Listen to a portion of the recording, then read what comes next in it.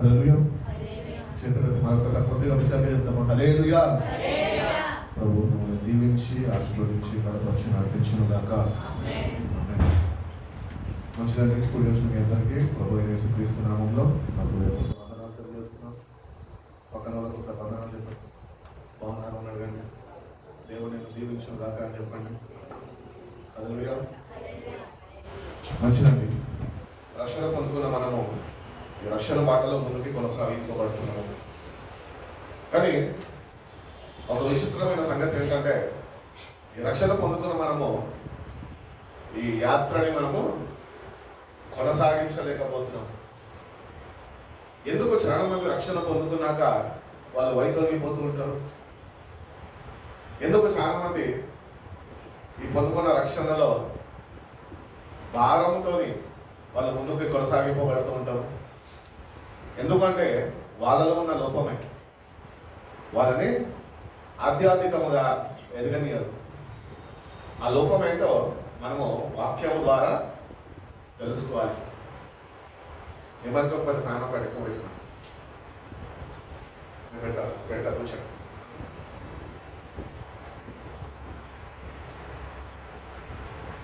కాబట్టి వాక్యము మనము చదువుతుండగా, వాక్యము మనం ధ్యానిస్తుండగా సాధారణంగా మనం ఏం కావాలి? ఆత్మీయంగా ఎదగాలి, లేక ఆత్మీయంగా మనము బలపరచబడాలి. అవునా? ఒకవేళ నువ్వు వాక్యము చదువుతూ, వాక్యము ధ్యానిస్తూ నువ్వు ఆత్మీయ ఎదుగుదల లేకుండా ఆత్మీయతలో నువ్వు బలపడేవాడుగా లేకపోతే కనుక నువ్వు వాక్యం చదివి నీకు ఏమాత్రము ప్రయోజనం లేదు. వాక్యం దేనికి చదవాలంటే ఆత్మీయ బలాన్ని పొందుకోవడానికి మనము వాక్యము చదివేవారుగా ఉండాలి. ఈరోజు ఆత్మీయ బలము పొందుకోకుండా ఉండడానికి కొన్ని కారణాలు దేవుడు తన పరిశుద్ధ వాక్యం నుంచి మనకి తెలియపరచాలని ఎంతగా ఆశిస్తున్నాం.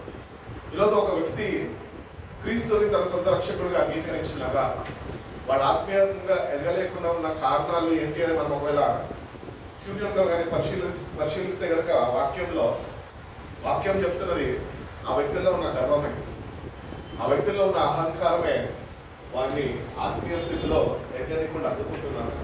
కాబట్టి మన జీవితాల్లో కూడా ఈరోజు స్పిరిచువల్ ప్రైడ్ అనేది మనకు ఉంటుంది. అంటే స్వనీతి, నేనే భక్తి పరుడిని, నేనే వర్షిప్ లీడర్ని, నేనే చక్కని వాక్యం అందించేవాడిని, నా అంతటా ఎవడు లేడు అనుకుంటాం. ఈ స్వనీతి అనేది నేను దేవుని సన్నిధి నుంచి దూరము త్రోసివేస్తుంది. కాబట్టి దేవుని సన్నిధికి వచ్చిన మనము ఈ రక్షణ బాటలో మనం ముందుకు కొనసాగిపోబడాలన్నా, ఈ వాక్యంలో మనం ఎదగాలన్నా, ఈ వాక్యంలో మనము సంపూర్ణ విశ్వాసం ఉంచాలన్నా, ఈ వాక్యం చేత పట్టుకొని మనం ముందుకు నడిపింపబడాలన్నా దేవుడు మనలో తగ్గింపు కోరుకుంటున్నాడు. హల్లెలూయా. కాబట్టి తగ్గించుకోవాలి దేవుని సన్నిధిలో. ఎందరైతే ఆయన సన్నిధిలో వాళ్ళు తగ్గించుకుంటారో వాళ్ళని ఆయన హెచ్చిస్తారు. ఈరోజు చాలా మంది దేవుని చేత హెచ్చించబడ్డారు, ఉన్నత స్థాయికి దేవుడు వాళ్ళని లేవనెత్తి ఉన్నాడు. కానీ దేవుని యొక్క సహాయాన్ని వాళ్ళు మర్చిపోయి, దేవుని యొక్క సావాసాన్ని వాళ్ళు విడిచిపెట్టి లోకభోగాల్లో వాళ్ళు పడిపోయి దేవుడు వాళ్ళకి ఇచ్చిన స్థానాన్ని నుంచి వాళ్ళ కింద పడిపోవడము మనం చూస్తూనే ఉన్నాం. ఎంతోమంది సేవకులు కూడా వాళ్ళలో ఉన్న స్వనీతిని బట్టి మేము కాబట్టి అభిషక్తులము, మేము కాబట్టి పరిశుద్ధులము, మా సంఘం కాబట్టి సంఘము మీ సంఘము కాదు అని సంఘములోనే వివాదాలు కలిగించే వారు లేకపోలేదు. ఎవరింటి పోయినప్పటికీ మన సంగతికి వచ్చినప్పుడు మనం ఎట్లుంటున్నాము? వాక్యంలో ఎదుగుతున్నామా? వాక్యంలో బలపరచబడుతున్నామా? వాక్యమందు సంపూర్ణ విశ్వాసం నిలుపుగలుగుతున్నామా? ప్రభుత్వాన్ని సరైన సావాసంలో మనము నిలిచి ఉండగలుగుతున్నామా అన్నది ఒక ప్రశ్న మనకి ప్రతిదినము వాక్యము ధ్యానించ మనకి ఉండాలి అని దేవుడు ఎంతగానో ఆశిస్తున్నాడు. కాబట్టి మేక్ షూర్ దట్ ఎప్పుడైతే మనం వాక్యం చదువుతున్నామో దీన మనసుకులై వాక్యం చదవండి. ఎందుకంటే దీన మనసుకులు వారికి దేవుడు అనేక విషయాలు ఆయన బయలుపరుస్తారట, లేక ఆయన తెలియపరుస్తారట. ఎందుకంటే వాళ్ళు పొందుకున్న రక్షణలో వాళ్ళు వైదొలిగిపోకుండా ఉండడానికి దేవునితోని అడుగు వేసి ఆ గమ్యస్థానానికి చేరాలని దేవుడు ఎంతగానో వాళ్ళకి సహాయపడుతూ ఉంటాడు. కాబట్టి ఏ మందిరంకి వెళ్ళినప్పటికీ, ఏ సంఘంలో చేర్చబడినప్పటికీ దేవుడు నీలో చూసేది ఒకటే, తగ్గింపు. ఆ తగ్గింపు నేను ఉంటే ఏదో ఒక రోజు తప్పక దేవుడు నిన్ను లేవనెత్తుతాడు, ఆశీర్వదిస్తాడు. ఈరోజు దేవుడు ఆశీర్వదించకుండా ఉండడానికి మన కారణాలు ఏంటి అంటే మన ప్రవర్తనే సరిలేక, విధేయత చూపక, వాక్యానికి లోబడక, వాక్యమందు సంపూర్ణ విశ్వాసము మనము ఉంచక మనం ఏమైపోతున్నామంటే ఎక్కడున్న స్థితిలోనే అక్కడే ఉంటున్నాం. కానీ ఏమాత్రము మనము ఆత్మీయ బలాన్ని కానీ దేవుడి వాక్యంలో కానీ దేవుడితో కానీ సరైన సహవాసంలో జీవించలేని వారుగా మనం ఉంటున్నాం.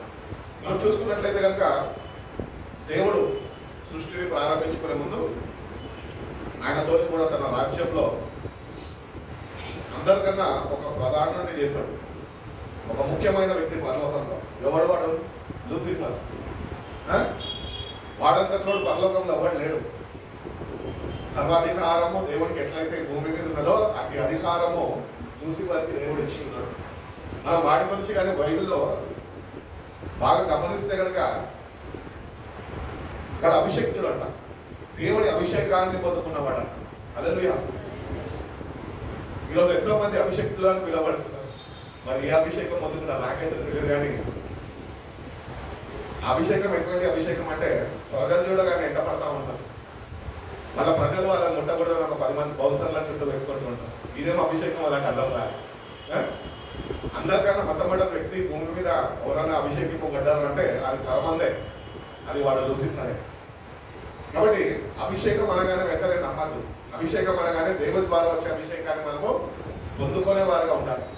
ఎందుకంటే ఆ లూసిఫర్ని దేవుడు అభిషేక్తుడుగా అభిషేకించి ఉన్నాడు. పరలోక రాజ్యంలో మిఖాయిలు, గాబ్రియేలు, కెరూబులు, షెరూబులు వీళ్ళందరికన్నా ఎక్కువ ఘనత, ఎక్కువ శక్తి, ఎక్కువ ఉన్నత స్థలంలో దేవుడు వాడిని ఏర్పరచుకున్నాడు. కానీ అటువంటి వ్యక్తే, అంత గొప్ప అభిషక్తుడే చిన్న పొరపాటు ద్వారా వాడు సమస్తాన్ని కోల్పోయాడు. ఈరోజు ఎందుకు వాటి గురించి నేను జ్ఞాపకం చేయాలని ఆశపడుతున్నా అంటే మన జీవితాల్లో కూడా భక్తి చేస్తాం, బాగానే చేస్తాం. భక్తి పాటలు పాడతాం, చపాట్లు కొడతాం, ఆరాధన చేస్తాం, భాషలు మాట్లాడతాం, స్వస్థత వరాలు దేవుడిస్తే అవి వాడుతూ ఉంటాము. అవి చూపించి మనము నేను కాబట్టి ఇది చేశాను అంటాం. అక్కడే మీ పతనము స్టార్ట్ అయిందని గుర్తించాను. లూసిఫర్ అదే అంటున్నాడు, నేను కాబట్టి ఈ స్థాయిలో ఉన్నాను. ఎందుకు? దేవుడు నన్ను ఇంతగా అభిషేకించినప్పటికీ ఆయన నేను ఒక్కడిని ఆరాధించాలి. ఏం కూడా ఉన్నా కదా ఇక్కడ అని ఒక చిన్న దురాలోచన కలిగిందంట. ఎక్కడ? హృదయమందు, బయట కనిపించదు. హృదయంలో ఏమి ఆలోచిస్తామో ఎదుటి వ్యక్తి చెప్పలేడు. అది దేవుని అభిషేకం ఉన్న వారు మాత్రమే వాళ్ళు గుర్తించగలరు. హల్లెలూయా. దేవుడు గుర్తించగలడు. ఎందుకంటే ఆయన అభిషేక్తుడు కదా. అభిషేకింపబడిన వాడు సర్వ సృష్టిని శాసించేవాడు, సర్వ సృష్టిని ఆయన పాలించేవాడు. వాడు హృదయంలో దురాలోచన కలిగింది అని దేవుడు పసిగట్టగలిగాడు. దేవుడు అభిషేకిస్తేనే కదా వాడు అభిషేక్తుడు అని పిలువబడ్డాడు. కాబట్టి ఈ అభిషేక్తుడు యొక్క పొరపాటు ఏంటి అంటే హృదయంలో ఒక చిన్న దురాలోచన, దుష్టుడు కలుగజేస్తున్న ఒక చిన్న ఆలోచన వాడికి హృదయమందు తలంపులో వచ్చినది. ఎందుకనే వాడు సమస్తాన్ని వాడు కోల్పోయినాడు. పోవడం వాడు ఒక్కడే పోలేదు, కానీ వాడిని ఎంట పెట్టుకొని చాలా మందిని తీసుకొని పోయినాడు. మన జీవితాల్లో కూడా అంతే. పోత మనం 10 మందిని నాశనం చేసి పోయే రకాల మన జీవితాల్లో కూడా అంతే. కానీ పేరుకైతే క్రైస్తవులు, పేరుకైతే సంఘానికి వెళ్తాం, పేరుకే దేవుని బిడ్డలు. నేను అభిషేకింపబడ్డానండి అని చెప్తాను. అభిషేకంతో ఆటలాడుతున్నాను. దేవుడు ఎవరిని అభిషేకించాలో వాళ్ళని అభిషేకిస్తాడు. దేవుడు ఎవరు ఎక్కడ వచ్చాలో అక్కడ వస్తాడు. అంతేగాని నేను కూడా అభిషేకాన్ని పొందుకుంటా అంటే దేవుడి దగ్గర వేడుకో, దేవుడిని అడుగు, దేవుని దృష్టికి యోగ్యకరమైన జీవితం జీవించు, దేవుడికి ఒక భరోసా కలిగించు. ఏంటంటే నేను నీ కొరకు వాడబడతాను. నా జీవితం యొక్క లక్ష్యం అదే. ఏంటంటే నేను నీ చేతిలో వాడబడాలి. ఈ భూమి మీద వేదికలకు సంబంధం లేదా, కేవలం నీ రాజ్య స్థాపన కొరకు నేను ముందుకు వెళ్ళాలి ప్రభు, నన్ను కూడా వాడుకోవాలి ప్రభుని అడిగినప్పుడు అభిషేకాన్ని దేవుడు నీకు మనకు అనుగ్రహించగలుగుతాడు. కాబట్టి ఈ లూసిఫర్ గురించి మనం చూసుకున్నట్లయితే కనుక ఎజెకియెల్ గ్రంథంలో 28వ అధ్యాయము 14వ వాక్యం నుంచి ఒకసారి చదువుతున్నాం.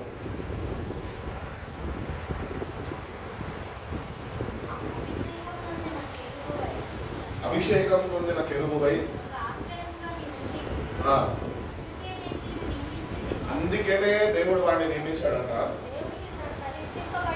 దేవునికి ప్రతిష్ఠింపబడిన పర్వతము మీద నీవుంటివి, కాలుచున్న రాళ్ళ మధ్యలో సంచరించుచుంటివి. నీవు నియమింపబడిన దినము మొదలుకొని అబ్బా పాపము నీ అందు కనబడేంత వరకు ప్రవక్త విషయంలో నీవు యథార్థవంతుడుగా ఉంటివి. చాలండి, హల్లెలూయా. కాబట్టి వీటిలో ఏ ఫాల్ట్ లేదు. దేవుడు వీటిని చేసుకున్నాడు, ఉన్నత స్థాయి ఇచ్చాడు, అభిషేకించాడు. వాడు ప్రారంభం నుంచి దేవుడు వాడిని గమనిస్తున్నప్పుడు అప్పటి వరకు వాటిలో ఏ పొరపాటు దేవుడికి కనబడలేదట. ఈరోజు మన జీవితం కూడా అంతే. వస్తాము, భక్తి చేస్తాము అని అనుకుంటాం, మన భక్తి పరులమని. కానీ మన భక్తి మనని మోసము చేసేస్తూ ఉంటుంది. కాబట్టి వాడు ప్రారంభ దినాల నుంచి అంటే వాడు ఎట్లా ఉన్నాడట, you are blameless in your ways from the day you are created. నువ్వు సృష్టింపబడిన దినం నుంచి నేటి వరకు నీలో ఏ తెప్పు కూడా దేవుడు కనిపెట్టలేకపోయాడట. అంటే అంత యథార్థముగా దేవుని సృష్టిగా దేవుణ్ణి ఆరాధిస్తూ దేవుని రాజ్యంలో అగ్ని రాళ్ల మధ్యన వాడు జీవిస్తున్నాడు. దేవుడిని సరి సమానంగా వాడు ఆ ఉన్నత స్థానాన్ని పొందుకున్నాడు. దేవుని యొక్క ఫుల్ అభిషేకాన్ని వాడు పొందుకొని ఉన్న వ్యక్తే. ఏ పొరపాటు వాడు దేవుడు చూడలేకపోయాడట వాడు నియమించిన దినం నుంచి. కానీ రాను రాను వస్తే ఏమైందంటే till wickedness was formed in you. నీలో ఏముందట, ఆ లోపల నీవు అన్యాయము పెంచుకొని పాపము చేయుచు వచ్చింది కనుక దేవుని పర్వతం మీద నీ ఉండకుండా నేను నిన్ను అపవిత్ర పరిస్థితి. కాబట్టి అపవిత్ర పరిచేది దురాత్ముడు, ఇంకొకటి దేవుడు పవిత్రుడు.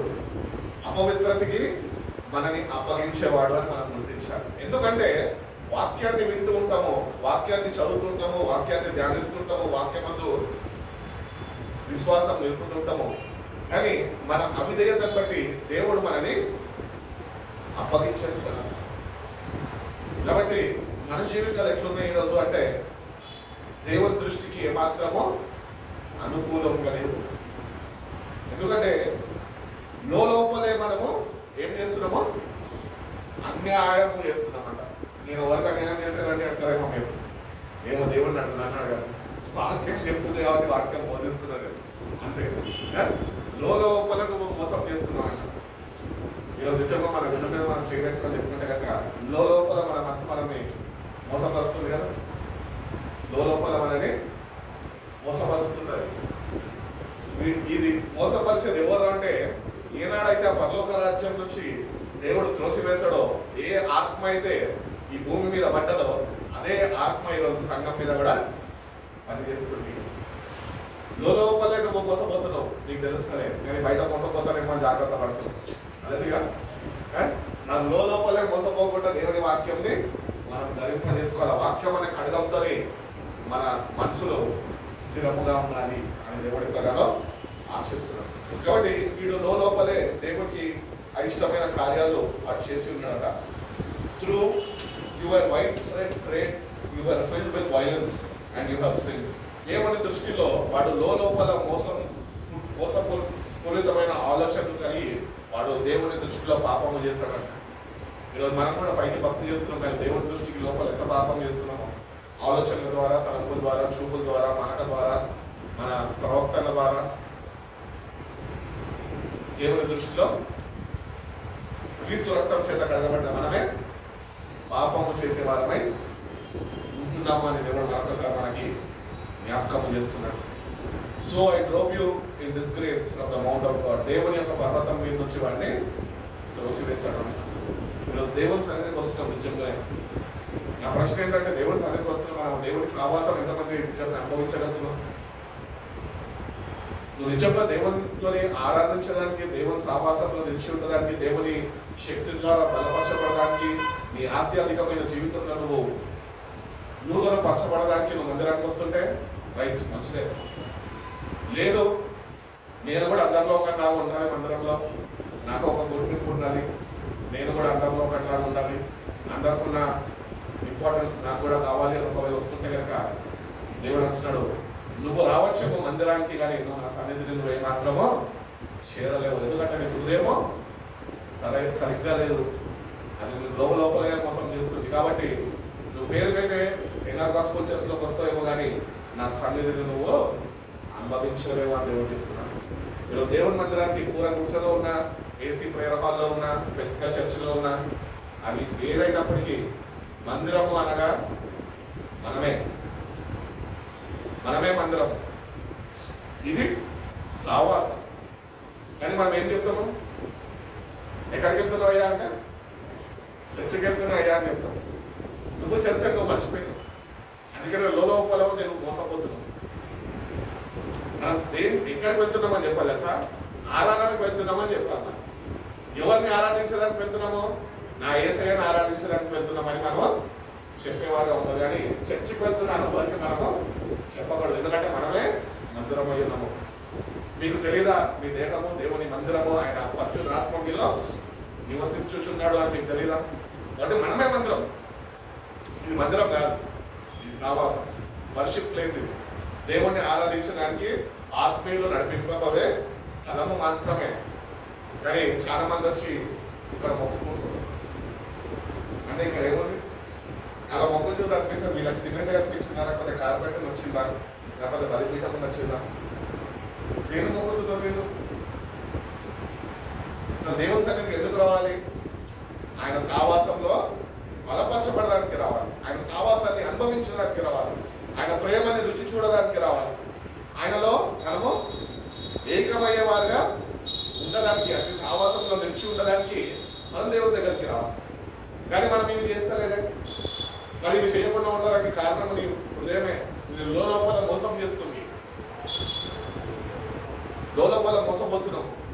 మందిరానికి వస్తున్నాం కానీ దేవుని సన్నిధిని అనుభవించలేకపోతున్నాం. మందిరానికి వస్తున్నాం కానీ మన భారాలు ఆయన మీద మోపలేకపోతున్నాం. మందిరానికి వస్తున్నాం కానీ మన దుఃఖాన్ని మనము మనలో నుంచి తొలగించుకోలేకపోతున్నాం. దేవుని మీద భారము మోపలేకపోతున్నాం. యథావిధిగా వస్తున్నాము, యథావిధిగా పోతున్నాం. అంటే మార్పు లేదు. మోసపోదు. బైబిల్ చెప్తుంది కదా, మోసపోదు. దేవుడు వ్యక్తించబడ్డాడు. ఎవడు ఏది విత్తుతాడో అదే వాడు మోస్తాడు. ఇంకా యథార్థ హృదయంతో దేవుని సన్నిధికి రా, యథార్థతతో నీ దేవుని సన్నిధిలో ఆరాధించి, యథార్థతతో నీ దేవుని సన్నిధిలో విత్తు. నీ యథార్థతను బట్టి దేవుడు తప్పక నేను ఉన్నత స్థాయికి లేవనెత్తుతున్నాడు. హల్లెలూయా. కాబట్టి దేవుని సన్నిధికి నడిపింపబడుతున్న మనము కొద్దిగా జాగ్రత్త వహిస్తాం. ఏంటి అంటే, నేను మోసపోయే భక్తి నుంచి బయటపడాలి ప్రభువా, నిజమైన భక్తిలోనికి నన్ను నడిపించు ప్రభువా. మందిరానికి వెళ్ళినండి నీ సన్నిధిలో నేను ఆత్మీయులందరితో నేను ఆరాధిస్తుండగా నీ సన్నిధిని, నీ ప్రసన్నతని, నీ బలాన్ని, నీ శక్తిని, నీ అభిషేకాన్ని నేను పొందుకునేవాడుగా నన్ను మార్చు ప్రభువా అని దేవుని అడిగితే you will really enjoy the presence of God. అది ఏ స్థలమన్నా సరే, అది పూల గుడిసన్నా సరే, ఒకవేళ పైన కప్పు లేకపోయినా సరే, అంటే భూమి మీద కూడా నువ్వు ఉన్నా సరే, నువ్వు దేవుడి సన్నిధిని నువ్వు అనుభవించాలి. అది నిజమైన ఆత్మీయత. కాబట్టి ఆత్మీయంగా మనం బలపరచబడాలని దేవుడు ఎంతగానో ఆశపడుతున్నాం. వాటి ఆశపడే ప్రాణాలను తృప్తిపరుస్తాడు. ఈరోజు నీకు ఆశ ఉందా? వాక్యం లేదు కానీ ప్రభావ, నీ అభిషేకాన్ని నేను పొందుకోవాలి ప్రభావ, నీ ఆత్మకు మరింపు నా మీద ఉండాలి ప్రభావ, ఈ లోకంలో నుంచి నేను తప్పించబడాలి ప్రభావ, మోసపోకుండా నేను అపవాది అబద్ధాస్తాల్లో నేను చిక్కుకోకుండా ప్రభావ, నన్ను నేను వాక్యం అనే ఖడ్గము చేత నేను కాపాడబడాలి ప్రభావ అని ఆశ నీలో ఉందా? అది ఆశతో వస్తే నువ్వు ధన్యుడమై దేవుడు తప్పక ఆయన శక్తిని, ఆయన ప్రభావాన్ని నీ జీవితంలో ఆయన చూపిస్తాడు అని దేవుడు తెలియజేస్తున్నాడు. కాబట్టి వీడు 17వ వాక్యంలో ఏమంటున్నాడు? నీ సౌందర్యమును చూసుకొని నీవు గర్వించిన వాడవై, నీ తేజస్సు చూసుకొని నీ జ్ఞానమును చెప్పుకుంటువి. కావున నేను నిన్ను నేరను పడవేసదను.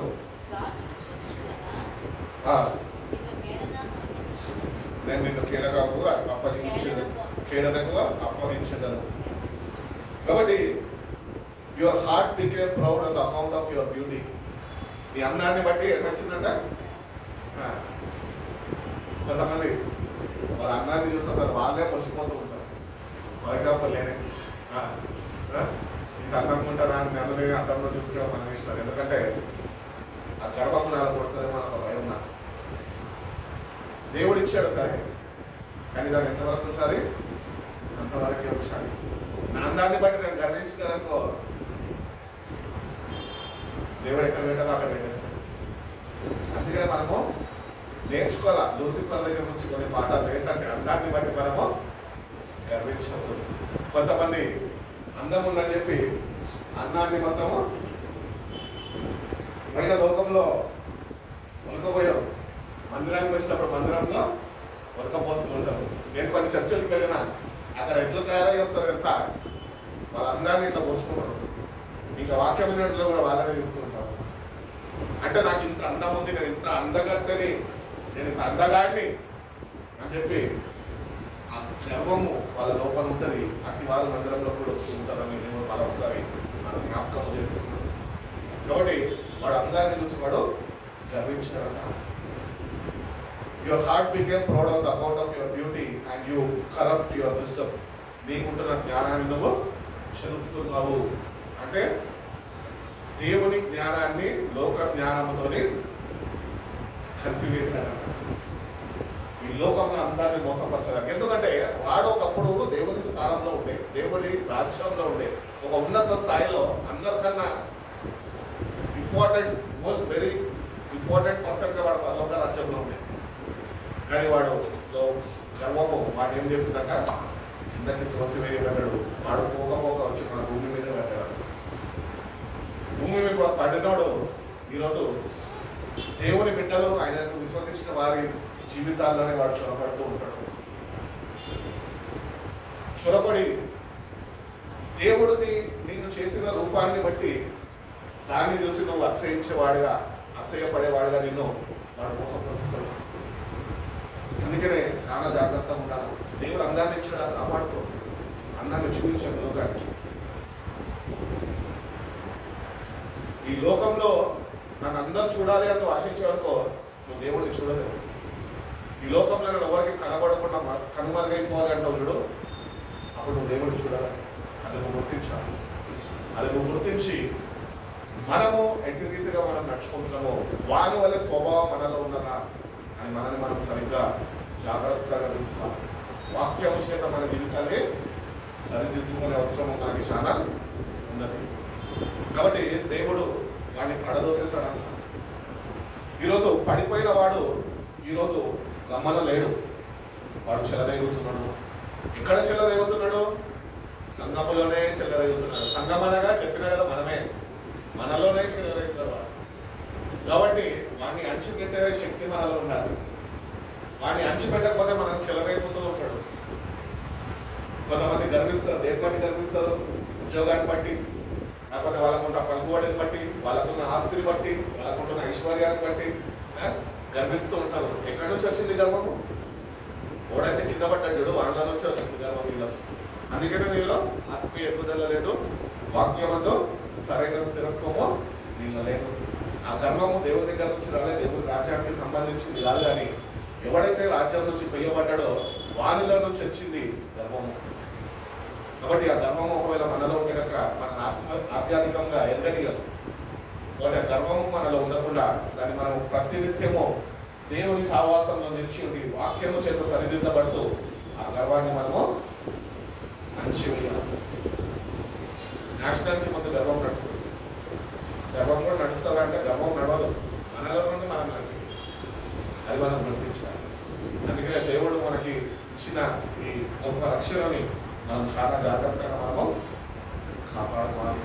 ఏ విషయంలో మనం గర్వించాలి. అపోస్తులుడైన పౌలు అంటాడు, నేను క్రీస్తుని బట్టే నేను అసహిస్తాను, దేన్ని బట్టి కాదు. లోకాన్ని నేను పెద్దతో ఎంచుకుంటున్నా అంటున్నాను. అంటే క్రీస్తుని నువ్వు సంపాదించుకోవాలంటే లోకాన్ని నువ్వు పెద్దతో ఎంచే అంత స్థాయికి నువ్వు ఎదగాలి.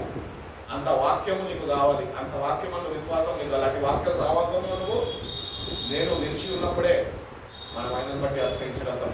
మన మీద ఆయనను బట్టి అతిశయిస్తున్నాము అని అనుకొని మోసపోతున్నాం, కానీ మనం మనకున్న వాటిని బట్టి మనము అతిశయిస్తున్నాము. ఇదే లోపల మోసం చేయడం, మోసపోవడం అంటే. క్రీస్తుని బట్టి మనం అతిశయించాలి. ఎందుకంటే పాపలైన మనని భయంకరమైన అగ్నిగుండం నుంచి తప్పించడానికి మానవులకి ఒకటొక సొల్యూషన్ ఏంటి అంటే, దేవుడు కుమార్తె రావాలి, తన పరిశుద్ధ రక్తాన్ని చిందించాలి, మనుషులందరికీ విమోచన కలిగించాలి, ఆ నరకం నుంచి వాళ్ళని తప్పించాలి. దేవుడి యొక్క సంకల్పం. కానీ ఈరోజు మనం ఎట్లా ఉంటున్నాము? లోపలే మోసపోతున్నాం. మోసపోకుండా ఉన్నాడంటే దావీదు మహారాజు చెప్పిన రీతిగా ఆ వాక్యాన్ని మన హృదయమైన పలక మీద మనము రాసుకోవాలి. ఎట్లా రాసుకుంటాం? పూర్ణ హృదయంతో నువ్వు చదవగలితే, దేవుణ్ణి ప్రేమించగలితే, దేవునికి లోబడగలితే, వాక్యానికి విధేయత చూపగలితే, అది నీ హృదయమైన పలక మీద ప్రతినిత్యము ఆధారపరచబడుతుంది. అది ప్రతినిత్యము నీ ఏమంటారు, కష్టకాలంలో నువ్వు ఎదుర్కొంటున్న సమస్యల మధ్యలో ఆ భద్రపరచబడిన వాక్యము నీళ్ళ ధైర్యాన్ని ముగిస్తుంటుంది. సమస్యలు ఎట్టి రీతిగా ఎదుర్కోవాలో, ఎట్టి రీతిగా శోధకుడిని జయించాలో ఆ జీవపు వాక్యము నీళ్ళ నుంచి యాక్టివేట్ అయ్యి వాటి మీద గొప్ప జయాన్ని నీకు అనుగ్రహిస్తూ ఉంటుంది అని నేను తెలియజేస్తున్నాను. కాబట్టి లోపల మనము మోసపోతున్నామేమో, మనల్ని మనము ఈ సాయంత్రం కాలం మీద మనం సరి చూసుకోవాలి అని దేవుడు ఎంతగానో ఆశిస్తున్నాను. కాబట్టి ఈ గర్వము అనేది మనలో ఉండకూడదు. మరి క్రైస్తవుల్లో గర్వం ఉండకపోతే ఏముండాలి? దీన మనసు ఉండాలి. దేవునితో సమానము అని ఎంచక నన్ను తాను తగ్గించుకొని భూమి మీద వచ్చాడు. ఎందుకు? నన్ను ప్రేమించాడు, నిన్ను ప్రేమించాడు. కాబట్టి నిన్ను రక్షించడానికి, నన్ను రక్షించడానికి సమస్తాన్ని విడిచిపెట్టుకొని మన కొరకు ఆయన వచ్చేసాడు. ఈరోజు మనం ఆయన కొరకు ఏం విడిచిపెట్టగలుగుతున్నాం?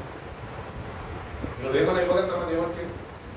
ఏమిచ్చినా మనము ఆయన రుణము తీర్చలేము. ఎందుకంటే సమస్తము ఆయనదే. ఈ భూమిలో ఉన్నవన్నీ ఆయనదే. సృష్టి మొత్తము ఆయనదే. అది ఏమి ఇవ్వగలుగుతామా? ఈయన మన ఒక్కటి ఆయన కావాలి దగ్గర నుంచి.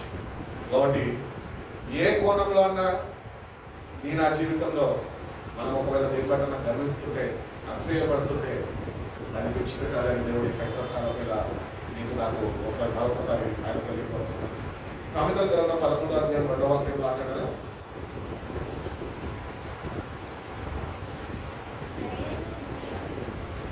సామెతల గ్రంథం 11వ అధ్యాయము 2వ వాక్యం, అహంకారము వెంబడి అవమానం వచ్చును, వినయము కలిగిన వారి యొక్క జ్ఞానం ఉన్నది. కాబట్టి pride cometh, then cometh shame, but with the law is wisdom. దీన మనసు కలిగిన వారు వాళ్ళు ఏంటంటే జ్ఞానవంతులు అని వాక్యం చెప్తుంది. కాబట్టి ఈరోజు నువ్వు దీన మనసు ఉంటే దేవుని జ్ఞానంతో నువ్వు నింపబడతావు. ఒకవేళ ఒక దీన మనసు లేకపోతే ఈ లోక జ్ఞానంతో నువ్వు నింపబడతావు. ఈ లోక జ్ఞానం ఏమని చెప్తుంది బైబిల్లో? దెయ్యాల జ్ఞానము అని చెప్తుంది. ఈరోజు మనం ఏ జ్ఞానంతో నడిపింపబడుతున్నాము? పర సంబంధమైన జ్ఞానంతో నడిపింపబడుతున్నామా, లేకపోతే లోక సంబంధమైన జ్ఞానంతో నడిపింపబడుతున్నామా? ఏ జ్ఞానం నేను నడిపిస్తున్నది? ఏ జ్ఞానంతో నువ్వు దేవునితో సహవాసంలో నిలిచి ఉంటున్నావు? లోకపరమైన జ్ఞానంతో నువ్వు దేవుళ్ళ సహవాసంలో నిలిచి ఉండడానికి ఎంత ప్రయత్నించినా నువ్వు ఆయన చేరుకోలేవు. కానీ నువ్వు ఎప్పుడైతే దేవుని జ్ఞానము పొందుకోవాలి అంటే నువ్వు దీన మనసు కలిగిన వాడి ఆయన దగ్గరికి వచ్చి, ప్రభా ఈరోజు నేను ఈ స్థితిలో ఉన్నానంటే కేవలం నీ వల్లనే, ఇతరుల వల్లనే. నీలో దీనత్వము దేవుడు చూడగలిగితే కనుక తప్పక దేవుడు జ్ఞానముతోని ఆయన నింపుతాడు. యాకోబు రాసిన పత్రికలు అంటాడు కదా, మీరు ఎవరికైనా జ్ఞానము కలువై ఉంటే నన్ను అడగండి, నేను ఇస్తాను. ఎట్లు ఇస్తాడంట? ధారాళముగా ఇస్తాడంట. అంటే ఎవరికి లేనంత జ్ఞానము నీకు ఇస్తాడంట. కానీ ఆసక్తి మనలో ఉండాలి. దేవుణ్ణి అడిగిన నువ్వు ఆయన దగ్గర నుంచి పొందుకోవడం నేర్చుకోవాలి. ఇవన్నీ చేయాలంటే నీలో దీనత్వం ఉండాలి. దీన మనసు లేకుండా నువ్వు ఏం చేయలేవు. ఏ కోణంలో నువ్వు గర్వించడం అనుకో, ఆ దీనత్వము అనేది నీలో ఉండదు. ఆ గర్వమే నిన్ను వేలుతూ ఉంటుంది. కాబట్టి ఆ గర్వాన్ని మనము విడిచిపెట్టి దీన మనసుతో దేవుని దగ్గరకు వచ్చి దేవుని జ్ఞానంలో మనము ఎదిగేవారుగా ఆ జ్ఞానంతో మనము కాపాడబడేవారుగా, ఆ జ్ఞానాన్ని కలిగి మనము ఈ రక్షణని కొనసాగించే వారుగా మనం ఉండాలి అని దేవుడు ఎంతగానో ఆశిస్తున్నాడు. God's word make it clear. Pride is never just an attitude. It is a pathway to destruction. కాబట్టి దేవుడి వాక్యము మనకి స్పష్టంగా తెలియజేస్తుంది ఏంటంటే ఈ గర్వం అనేది నా స్వభావం ఇంతే అండి అంటారు కొంతమంది. నేను ఇంతే అండి, లేదు అట్లట్లయితే అది నువ్వు అలవర్చుకున్నావు, దేవుడు అలవర్చలేదు. నీ అంతటా నువ్వు గర్వంతో అలంకరించుకున్నావు కాబట్టి ఆ గర్వం నిన్ను నిత్య రాష్ట్రానికి అవమాన పాలకి నిన్ను గురి చేస్తుంది అంతే. కానీ ఇక్కడ దేవుడు ఏం చెప్తున్నాడంటే అది మనం అనుకుంటాము ప్రైడ్, నేను కాబట్టి ఈ కులం అండి, పెద్ద కులం అండి మాది అంటారు. ఈ పెద్ద కులాలు చిన్న కులాలు నాకైతే తెలియదు, కానీ నువ్వు ఏ కులమైనప్పటికీ నువ్వు యేసయ్య రక్తంలో కరగబడినట్లయితే కులాలు పక్కన పెట్టేసి కులాలను పక్కన పెట్టినప్పుడు నీకు ఆత్మీయ ఎదుగుదల ఉంటుంది. కాబట్టి యాటిట్యూడ్, ప్రైడ్ అంటే ఒక యాటిట్యూడ్ అనుకుంటారు, అది యాటిట్యూడ్ కాదు, అది డిస్ట్రక్షన్, అది నేను నాశనానికి గురి చేస్తుంది. సో నీ యాటిట్యూడ్ ఎట్లున్నా తెలుసా? బైబిల్లో పత్రికల్లో పౌలు చెప్తుంటాడు, క్రీస్తు యొక్క మనస్సును పోలి మీరు క్రీస్తు యొక్క మనస్సును మీరు కలిగి జీవించాలి. You have to have the mind set of Christ అని చెప్తున్నాడు. కాబట్టి క్రీస్తు యొక్క మనస్సు మనం కలిగి ఉండాలంటే ఆయనలో ఏం నేర్చుకున్నాము? దీనత్వము నేర్చుకున్నాము. దీనుడుగా దరిద్రుడుగా మన కోసం వచ్చిన ఆయన. మీరు ఆ దీనత్వం మనలో దేవుడు చూడగలుగుతున్నా? లేదు, గర్విస్తున్నాం.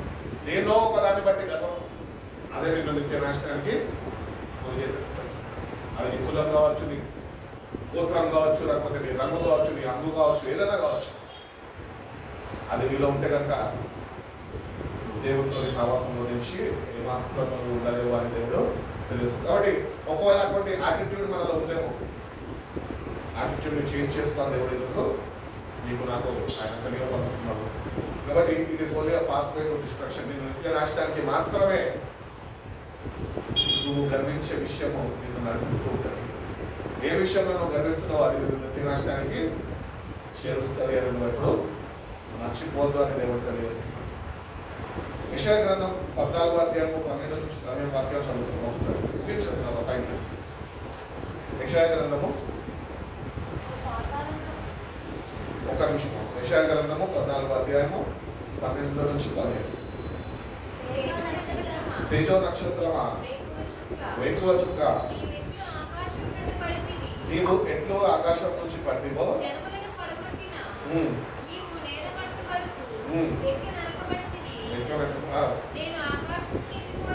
ఎక్కిపోయేదను దేవుని నక్షత్రములకు పైగా నా సింహాసనాన్ని నేను హెచ్చింతును.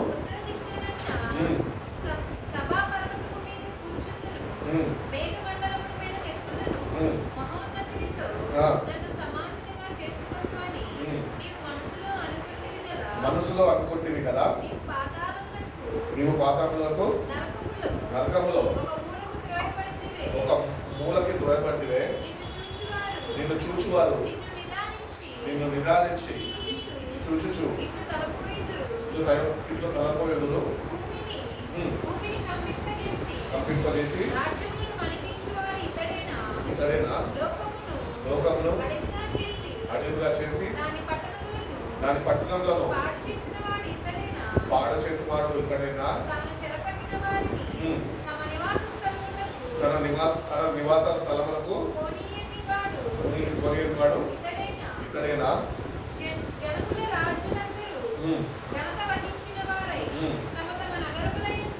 నిద్రించుచున్నారు. నీవు సమాధి పొందక కొమ్మవలే ఉన్నావు, ఖడ్గము చేత పొడవబడి అయితివి.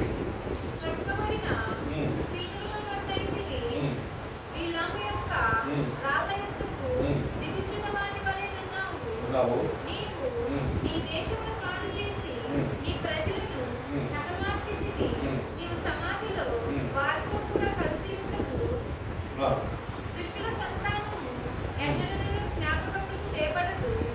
దుష్టుల సంతానము ఎన్నటికీ జ్ఞాపకముకు తేపడదు. స్వతంత్రించుకొని పట్టణములతో పితరుల దోషాన్ని బట్టి అతని కుమారులను వధించుటకు ఇక్కడ మనం చూసుకున్నట్లయితే కనుక తేజో నక్షత్రమా వైపు చుక్క అని చెప్తున్నాడు. ఎవడు వీడు? వీడి పేరే లూసిఫర్. వీడు వెలుగుదూత అని కూడా కొన్ని దగ్గర పిలుస్తూ ఉంటారు. కాబట్టి ఆ వెలుగుదూత మనకు కనిపించినప్పుడు మనం ఏమనుకుంటామంటే ఇదే పరిశుద్ధాత్ముడు, ఇదే వెలుగు అనుకుంటాం. వాడు అట్టే రీతిగా నిన్ను నన్ను మనందరినీ మోసపరుస్తున్నాం. ఎందుకంటే ఈ మోసం గురించి నేను చెప్పాలని ఆశించినాను. అంత్య దినాల్లో వచ్చినాము, దేవుడు రాకడ సమయంలో వచ్చినాము. ఎవరో వచ్చి మనం మోసం చేయలేదు, కానీ వారి ద్వారా నీలో ఉంటున్న గర్వమే నిన్ను మోసపరిచేస్తుంది. వారి ద్వారా వచ్చిన గర్వమే నిన్ను నిత్య నాశనానికి నేను గురి చేసేస్తుంది. కాబట్టి ఇక్కడ తెలియజేస్తున్నాడు ఏంటి అంటే ప్రైడ్ బైండ్స్ ద హార్ట్. నీ గర్వము నీ హృదయాన్ని కట్టివేస్తాడు. దాన్ని విడిపించేవాడు వాడు ఉండడు. నువ్వు అనుకుంటావు ఎందుకు నేను ఇట్లా ఉంటున్నా అని. నువ్వు అట్లనే ఉంటావు. నిన్ను నీ అంతటా నువ్వు విడిపించుకోలేవు. నువ్వు పడిపోయినావు. నువ్వు ఇంకెప్పటికీ లేవలేవు. ఒక మూలకి త్రోసివేశాడంట వాడిని. ఈరోజు అపవాది ఎక్కడున్నాడు? బైబిల్ ప్రకారము ఈ లూసిఫర్ అనేటువంటి ఎక్కడున్నాడు? భూమి మీద సంచరిస్తున్నాడు. సంఘాన్ని చెదరగొట్టడానికి, దేవుడి ప్రజలని వారి కొరకు సిద్ధపరిచిన స్థలానికి వాళ్ళని కూడా ఈడ్చుకొని వెళ్ళాలని కంకణం కట్టుకొని వాడు ఎవరిని పరిపడున్నా అని తిరుగుతున్నాడు. బైబిల్ చెప్తున్నాడు. కాబట్టి వారి దగ్గర నుంచి మనం తప్పించబడాలి అంటే కనుక మనము దేవుడిని హెచ్చించే వారు ఉండాలి, మనము తగ్గించుకునే వారు ఉండాలి. He exalted himself. వాడిని వాడు గొప్పగా ఎంచుకున్నాడంట. నేను దేవునితోనే సరి సమానము అని లోపల హృదయంలో గర్వించాడు. అంటే పతనం అయిపోయింది. ఈరోజు మీ నా జీవితంలో మన పతనం కాదానికి కారణం ఏంటి తెలుసా? నీలో ఉంటున్న గర్వమే. దేని గురించి గర్విస్తున్నావు, దేన్ని బట్టి గర్విస్తున్నావు? జాగ్రత్త. ఒక్కసారి వాడిని ఒక్కసారి దేవుడు మన ముందు పెట్టాడు. ఆ గతి నీకు పట్టద్దు, నాకు పట్టద్దు అనే దేవుడు ఈరోజు మనకి ఈ స్థితిలో వచ్చి ఉన్నాడు. వాడికి ఏర్పరచబడిన స్థలంలో మనం చేరకుండా ఉండడానికి మనిషి కుమారుడు భూమి మీదకి వచ్చి దేవుడి రాజ్యంలోనికి మనం కూడా ఆయనతోని నిత్య నివాసం ఉండాలని ఆయన మనకు రక్షణను అనుగ్రహించుకున్నాడు. ఈ రక్షణని చాలా క్రైస్తవులు వాళ్ళ హృదయంలో గర్వము ద్వారానే వాళ్ళు పోగొట్టుకుంటారు. అన్ని బాగానే ఉంటాయి, భక్తి బాగానే ఉన్నది, దేవుడికి ధారాళంగా ఇచ్చేవారే, దేవుని సన్నిధిలో మంచిగా ఉద్యోగంతో వాడబడిన వారే, కానీ వాళ్ళ లోపల ఏముందంట? గర్వం. అదే వాళ్ళని నిత్య నాశనానికి గురి చేసేస్తున్నారు. వాటి నీ నా జీవితంలో రక్షణ పొందుకున్న మనము ఏదైనా విషయంలో ఒకవేళ మనం గర్విస్తున్నట్లయితే కనుక ఆ గర్వాన్ని ఈ రాత్రికే ప్రభు సన్నిధిలో విడిచిపెడదాం. దీన హృదయము నాకు దయచేయి ప్రభా. ఆ గర్వము ద్వారా నేను నిత్య నాశనానికి, అపవాదికి సిద్ధపరిచిన స్థలానికి నేను చేరకుండా ప్రభా నీ కాపుదల్లో నన్ను భద్రపరచు. దీన మనసు నాకు అనుగ్రహించు అని దేవుడిని అడిగితే కనుక దేవుడు తప్పక మనకు సహాయం చేస్తాడు. సో వాడిని వాడు హెచ్చించుకున్నాడు. సో అదే గర్వము ఈరోజు నిన్ను నన్ను మోసపరుస్తుంది. It is deceiving you. ఎవడో మోసం చేయగల మనమే మోసపోతున్నాం. ఎక్కడి నుంచి? మన లోపల ఉంటున్న గర్వాన్ని బట్టి అది నిన్ను మోసం చేస్తుంది. దాన్ని పసిగట్ట, ఆ గర్వాన్ని విడిచిపెట్టాలి.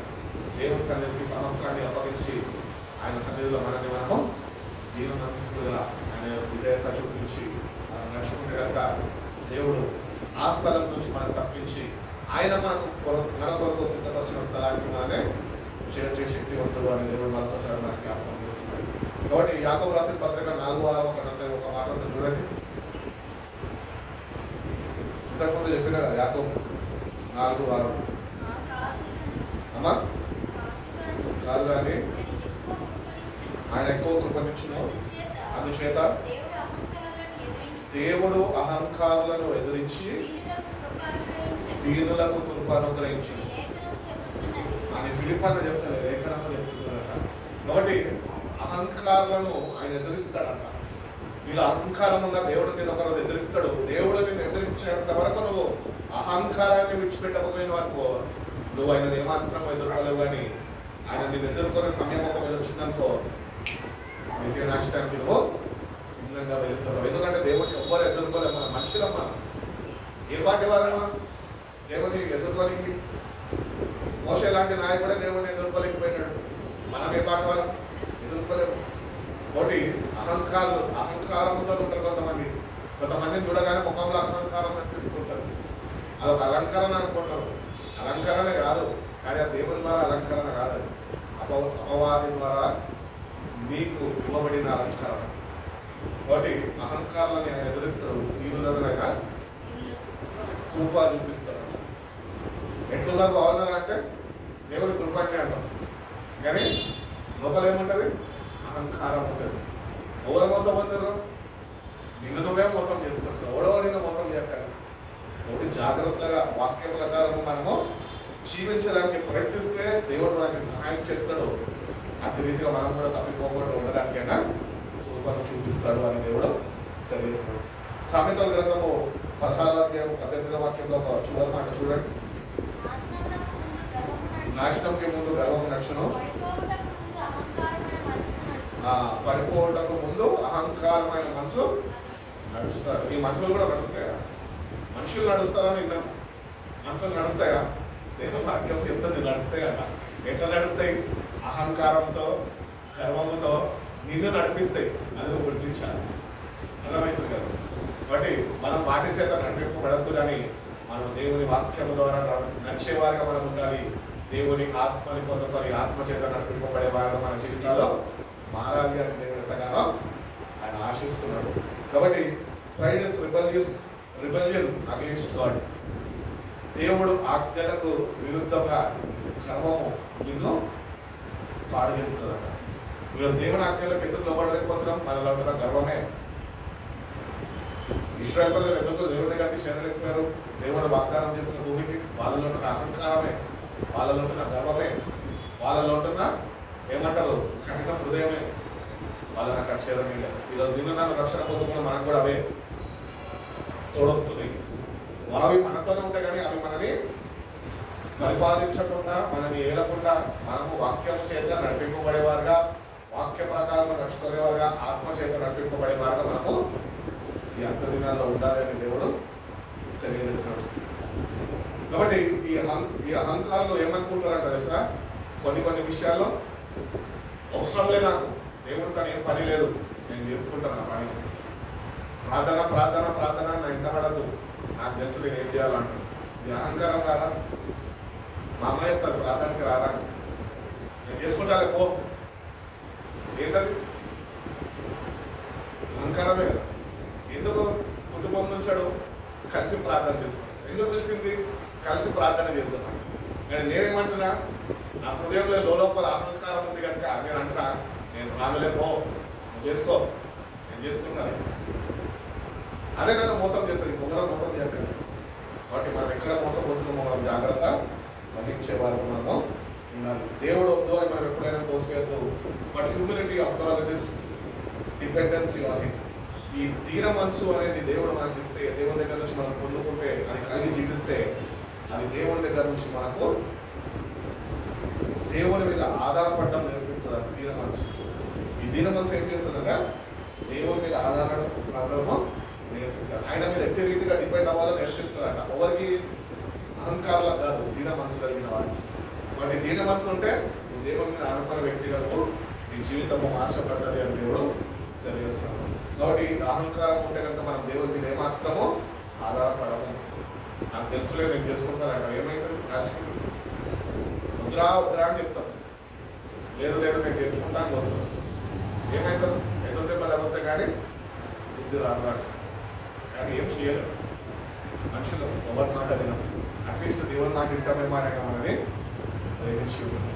వాటి ఆయన ప్రేమను అర్థం చేసుకొని ఈ రోజు కన్నా సంపూర్ణంగా మన అహంకారాన్ని విడిచిపెట్టి సంపూర్ణంగా రక్షణ పొందుకున్న మనము దేవుని మీద ఆధారపడే వారికి మనము ఉండాలి అని దేవుడు ఎంతగానో ఆశిస్తున్నాడు. ఫిలిప్పీయులకు రాసిన పత్రిక 2వ అధ్యాయం 8వ వాక్యంలో ఆకారం మాట తీసుకొని ముగించుకున్నాం.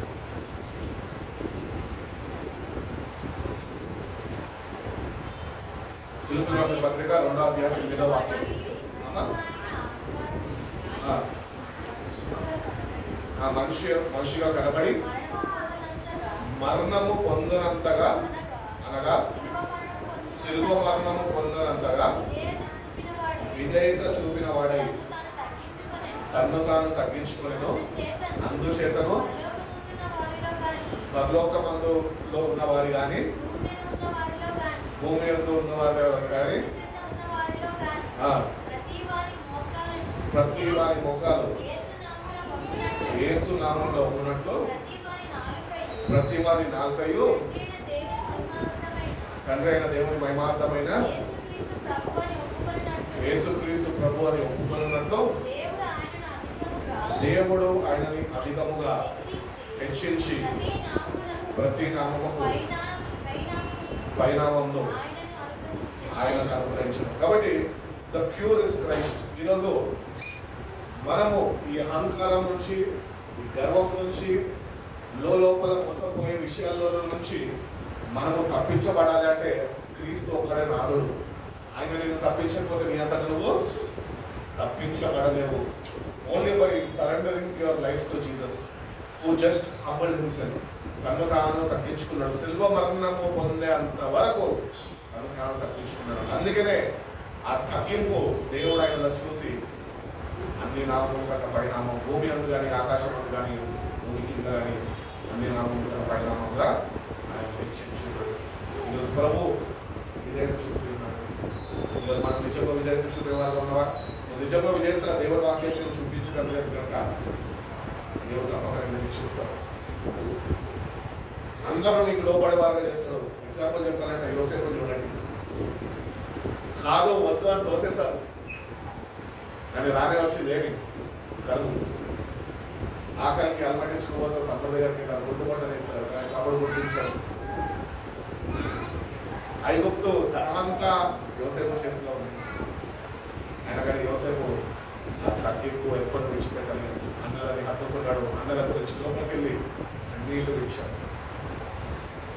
ఆ తగ్గింపు దేవుడు ఈరోజు నా దగ్గర కోరుకుంటున్నాడు. తగ్గించుకో, ఏమైపోదు. నీ బ్యాంక్ బ్యాలెన్స్ ఖాళీ అయిపోతుంది.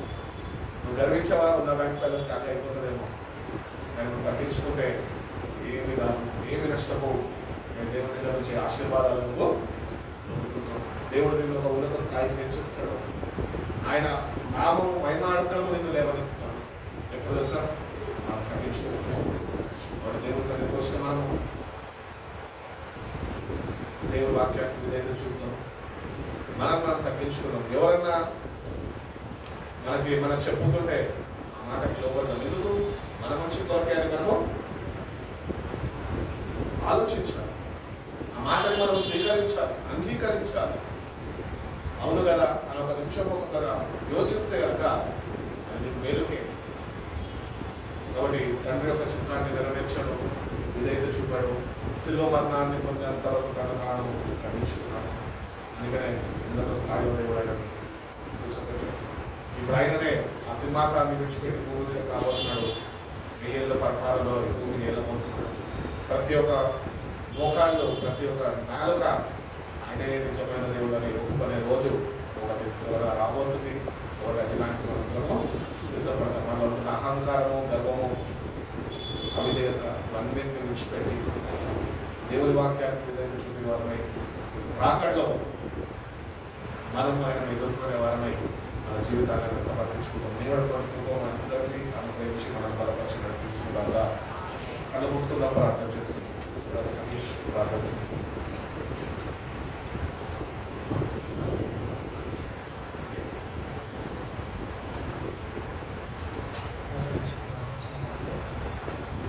దేవుడి కొరకు దాసులు వ్యక్తులు మాట్లాడి ప్రతి మాటను జ్ఞాపకం చేసుకుంది.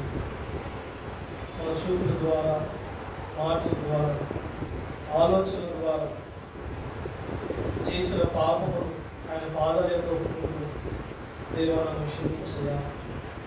నిజమే, పాపము చేయి ప్రతి వాడు పాపముకు దాసులని వాటిని శ్రమిస్తూ ఉంటారు. సర్వోన్నతుడా, మీరు పాపము చేయకున్నట్లు జాగ్రత్తగా ఉండండి. మీ వాక్యం సెలవిస్తుంది. మా చూపుల ద్వారా ఎన్నో విధాలుగా అయా పాపము చేసి నీకు దూరం అయ్యాం. మాటల ద్వారా హృదయం లోపల గర్వం అనేది అయ్యా మేము అవకాశం ఇచ్చి నీకు దూరం అయిపోయాం. వీటన్నిటికంటే నిన్ను గాయపరిచాం, నిన్ను దుఃఖపెట్టాం ప్రభువా. ఈ రాత్రి నీవు మాట్లాడే ప్రతి మాటను బట్టి ఆ హృదయాలు అయాదుగా ఎంత దుఃఖంతో ఉన్నది ఒకసారి చూడండి. మేము చేసిన పాపములు ఎదుట ఉన్నాయని దావీదు ఏ రకంగా నీ పాదాలు పట్టుకున్నాడు. అయ్యా నీ ఎదుట మా పాపములు ఉన్నాయి, మనుషులు ఇతరులు దేవ గాయపరిచి ఇదిగోనైనా నిన్ను దుఃఖపెట్టే మమ్మల్ని దయతో క్షమించండి యేసయ్యా. మా పాపము పోవునట్లు మమ్మల్ని పవిత్రపరచండి అయ్యా, మమ్మల్ని శుద్ధీకరించండి, బలపరచండి, దీన మనస్సును మాకు కలుగు చేయండి అయ్యా. పాపము మాలో ఉంటే నాశనానికి మేము గురవుతామయ్యా. పాపులారా నీ చేతులు కడుక్కోండి నీ వాక్యం సెలవిస్తుందయ్యా. ఆ హృదయాలు కడుక్కోవడానికి శక్తినివ్వండి, బలమునివ్వండి. పాపములను కడిగే దేవుడు నీవయ్యా. మమ్మల్ని కడిగయ్యా, మమ్మల్ని శుద్ధీకరించండి అయ్యా. నీకు నాకు మధ్య మేము చేసిన పాపములు ఏలుబడి చేస్తున్నాయి. గర్వం అనే పాపము, అహంకారం అనే పాపము దేవా, నీకు లోబడిన పాపము దేవా మాలో ఏలుబడి చేస్తుందయ్యా. నీకు దూరం అయిపోతున్నాం, మేము జయించలేకపోతున్నాం. మాకు బలమునివ్వండి, శక్తినివ్వండి. నీ సన్నిధిలో మమ్మల్ని దూరం చేయక నీ సన్నిధిలో ఉండే కృపను దయచేయండి అయ్యా. పరిశుద్ధాత్మను మా ఇద్దరు తీసివేద్దయ్యా. నేను పాపములోనే పుట్టానయ్యా, పాపములోనే నా తల్లి నన్ను గర్భమున ధరించింది ప్రభువా. అయ్యా మమ్మల్ని కడుగయ్యా, మమ్మల్ని బాగు చేయ. ఒకసారి అడుగుదాం, నేను చేసిన ప్రతి పాపమును ఒకసారి జ్ఞాపకం చేసుకుంటూ ఎక్కడైనా మాటల ద్వారా మనుషులు గాయపరిచి ఉంటే ఆయన వాగ్దానాన్ని దూరమై ఒకసారి జ్ఞాపకం చేసుకుని ఆయన ఎదుట ఒప్పుకుందాం. దేవుడు ఇచ్చిన గొప్ప అవకాశం అడుగుదాం, దీన మనసును అడుగుదాం, యథార్థతను అడుగుదాం, ప్రేమించే మనసును అడుగుదాం. దేవుడు ఇచ్చిన 2 నిమిషాలు ప్రార్థన చేసుకుందాం. అడగండి మౌనంగా ఈ పాపమును దేవుడు ఎదుట ఒప్పుకుందాం. మారు మనసు నాకు కావాలి యేసయ్యా. పాపము మరణానికి దారి తీస్తుందయ్యా. నన్ను క్షమించండి అయ్యా, మారు మనసు నాకు దయచేయండి అని అడుగుదాం. పాపము నిన్ను పట్టుకొనున్నని దేవుడు వాక్యం సెలవిస్తుంది. ప్రార్థన చేసుకుందాం. పరిశుద్ధుడా పరిశుద్ధుడా, ప్రేమ నమ్మకమైన మా తండ్రి, దయగలిగిన మా యేసయ్యా, నీకు వందనాలు స్తుతులు స్తోత్రం. పాపము ఎంత యేసయ్యా మమ్మల్ని ఎంతగా బలహీనత పరుస్తుందో, పాపము ఎంతగా నన్ను నీకు దూరం చేస్తుందో ఈ వాక్యము ద్వారా మీరు మాట్లాడిన విధానం బట్టి స్తోత్రాలు ప్రభువా. గర్వం అనేది మమ్మల్ని ఏలుబడి చేయకూడదు. లోపల ఎదుగునైనా పాపానికి మేము తావీయక పరిశుద్ధాత్మతో నింపబడి, అభిషేకముతో నింపబడి అయ్యా నీ ఆత్మలో, నీ వాగ్దానములో, నీ వాక్యానుసారంగా నడిచే ఆ అభిషేకమును, బలమును, శక్తిని మెండుగా మా అందరికి దయచేయండి. కృపను దయచేయండి, ప్రేమించే మనసును దయచేయండి, దీర్ఘశాంతమును దయచేయండి అయ్యా, సమాధానమును దయచేయండి అయ్యా. నీ బిడ్డలుగా మేము ఆశీర్వదించే కృపను మాకు దయచేయండి.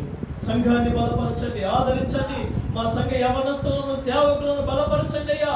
పాపముకు దూరముగా పారిపోయే మనసును దయచేయండి. నీకు దగ్గరగా పరిగెత్తే నీ బిడ్డలుగా అభిషేకము దయచేయండి దేవుడు. ఇదిగో మాలో ఏలుబడి చేస్తున్న అంధకార దురాత్మ యొక్క పాప దోషములను యేసు నామములో బంధిస్తున్నాం ప్రభువా. ఈ కంచె వేసి రోషము కలిగిన బిడ్డల వలె అయ్యా నాయన మోషే ఎదుట మండుతున్న పొదవలే మేము మండాలి ఆత్మలో.